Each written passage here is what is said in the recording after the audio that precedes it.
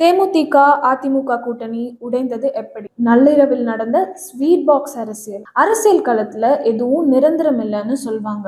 ஆனா ஒரு டீலிங் முடிஞ்சு கையெழுத்தாகும் நேரத்துல கடைசி நிமிஷத்துல காய் நகர்த்தல்கள் எப்படி மாறும்னு ஒரு கிளாசிக்கான உதாரணம் தான் தேமுதிக திமுக கூட்டணி விவகாரம். இந்த விவகாரம் தொடங்கியது எப்படி தெரியுமா? அதிமுக தரப்புல இருந்து கோயில் மாநகரை சேர்ந்த அந்த செல்வாக்கான மணியானவர் தான் தேமுதிக தலைமைக்கும் எடப்பாடியாருக்கும் இடையே பலமா செயல்பட்டாரு. பேச்சுவார்த்தை ஒரு கட்டத்தில் சுமூகமா முடிஞ்சிருச்சு. இவங்களோட டீலிங் என்ன தெரியுமா? ஒரு Rajya Sabha MP seat, 6 MLA seat மற்றும் 150 ஸ்வீட் பாக்ஸ்கள் எல்லாம் முடிஞ்சிருச்சு. தேமுதிக தரப்பும் ஓகே சொல்லிட்டாங்க அப்படின்னு எடப்பாடியார் நிம்மதியா இருந்த நேரத்துல தான் அந்த திருப்பம் நடந்துச்சு.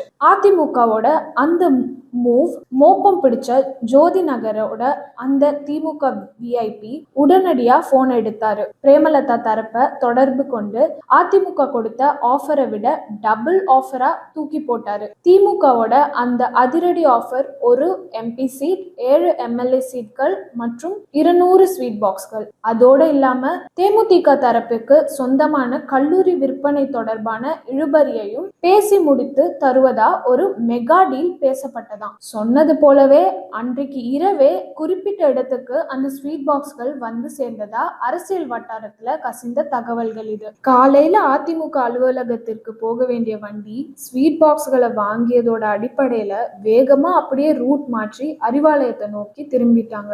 இந்த தகவலை கேள்விப்பட்ட எடப்பாடியார் மிகுந்த அதிர்ச்சிக்கும் வேதனைக்கும் உள்ளானாராம். உடனடியா அந்த மணியானவரை அழைத்து என்ன நடந்துச்சு, நம்ம பேசினது என்னாச்சு அப்படின்னு கேட்டாராம். அதுக்கு அவரோ, தலைவரே நம்ம 150 சொன்னோம், அவங்க 200 சொல்லி 10 எம்எல்ஏ சீட்கள் மற்றும் ஒரு ராஜ்யசபா சீட் தருவதா ஆசை காட்டி தூக்கிட்டாங்க அப்படின்னு புலம்பினாராம். இதனால மிகுந்த மனவேதனை அடைந்த எடப்பாடியார் தனி அறையில அமர்ந்து ஆழ்ந்த கவலையில இருந்ததா கூறப்படுது.